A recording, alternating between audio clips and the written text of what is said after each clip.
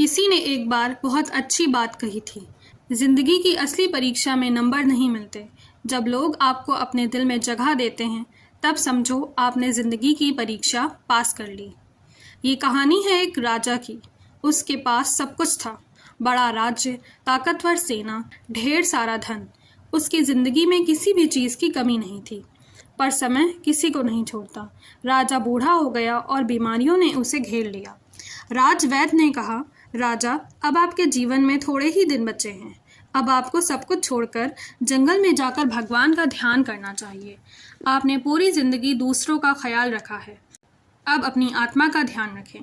राजा को कोई डर नहीं था, लेकिन वो चाहता था कि कोई उसका साथ दे।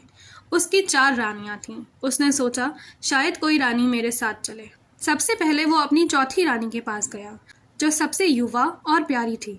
उसे उसने सबसे ज़्यादा प्यार, गहने और आराम दिया था। राजा बोला, रानी, मैं सब कुछ छोड़कर जंगल जा रहा हूँ, क्या तुम मेरे साथ चलोगी? रानी बोली, ये क्या पागलपन है, मैं कहीं नहीं जाऊंगी, ये महल ही मेरा घर है। राजा को बहुत दुख हुआ। उसने जिसे सबसे ज़्यादा प्यार दिया, उसने मुंह मोड़ लिया था।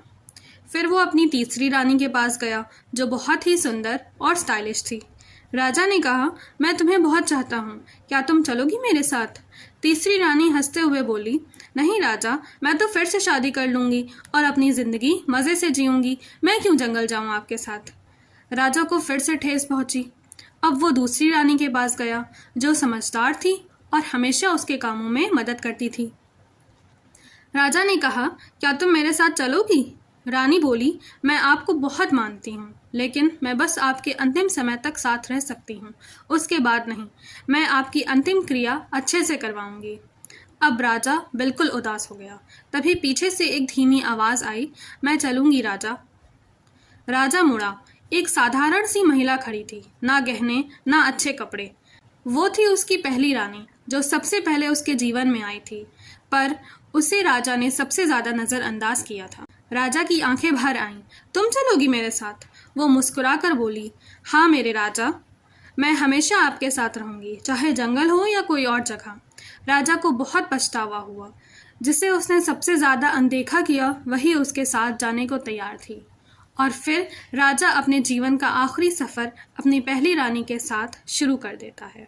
ये राजा और रानियों की कहानी नहीं है, ये हम सबकी कहानी है। चौथी रानी है हमारा शरीर, हम जिसे सजाते हैं, अच्छे कपड़े पहनाते हैं, लेकिन जब मौत आती है ये यहीं रह जाता है। तीसरी रानी है धन दौलत, घर, गाड़ी, कपड़े, पैसे, सब यहीं रह जाते हैं, दूसरों को मिल जाते हैं। दूसरी रानी है हमारा परिवार और दोस्त, जो हमारे साथ होते हैं, लेकिन केवल शमशान तक, उसके आगे नहीं। पहली रानी है हमारी आत्मा, जिसे हम सबसे ज़्यादा भूल जाते हैं, लेकिन वही हमारे साथ रहती है जन्मों तक। अगर आपको ये कहानी पसंद आई है तो वीडियो को लाइक करें, शेयर करें और चैनल को सब्सक्राइब करें।